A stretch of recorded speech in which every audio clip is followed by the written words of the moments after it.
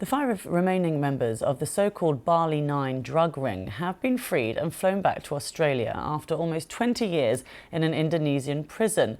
The 5 Australians were jailed for their roles in a heroin smuggling plot in Bali in 2005. After years of advocacy from the Australian government, the group were flown back to Australia earlier today. The case made news worldwide when the gang's 2 ringleaders were executed by firing squad in 2015. Prime Minister Anthony Albanese thanked President Prabowo. I'm pleased to confirm that Australian citizens Matthew Norman, Scott Rush, Martin Stevens, Siyi Chen and Michael Shugai have returned to Australia this afternoon. I want to express my gratitude to President Prabowo for Indonesia's cooperation and commitment to working with Australia on this matter. I have conveyed my personal appreciation to President Prabowo for his act of compassion. Well, our reporter Bridget Rollison told me more about the Bali Nine.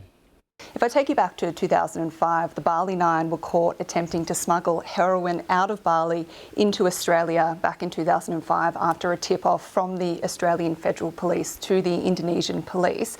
Now, these high-profile cases were really followed closely by Australian media, but also international media. It made headlines around the world, and this was because a lot of these people were so young, they were just 18 years old, and this decision by Indonesia to hand down the death penalty for its 2 ringleaders was really controversial and shocking for something like drug trafficking.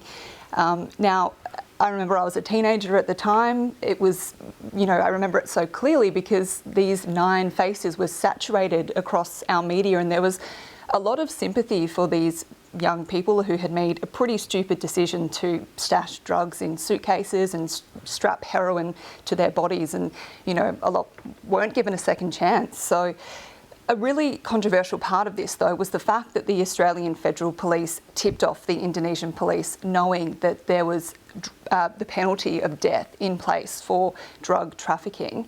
And its ringleaders of the Bali Nine, Andrew Chan and Myron Sukumaran, they spent 10 years on death row before they were executed by the firing squad in 2014. And there was a huge reaction to this in Australia. I remember there was candlelight vigils, there was protest after protest of people trying to stop this happening, but in the end they were powerless to do so. So now today, after 20 years in an Indonesian prison and years of advocacy from the Australian government, the remaining 5 of the Bali Nine have been released. So that is Siyi Chen, Matthew Norman, Scott Rush, Martin Stevens and Michael Shugai. So they have returned to Australia and they're now free. So they do not have to serve the remaining time in Australia. They are free to go about and live their lives. So Australia's Prime Minister Anthony Albanese has thanked President Prabowo today on social media for his compassion. But the question is, I suppose, is why and why now? Yes, well, Indonesia has a new president. He was elected in October, and this is maybe a good way for him to start conducting these bilateral and developing these bilateral relationships with its closest neighbour, Australia.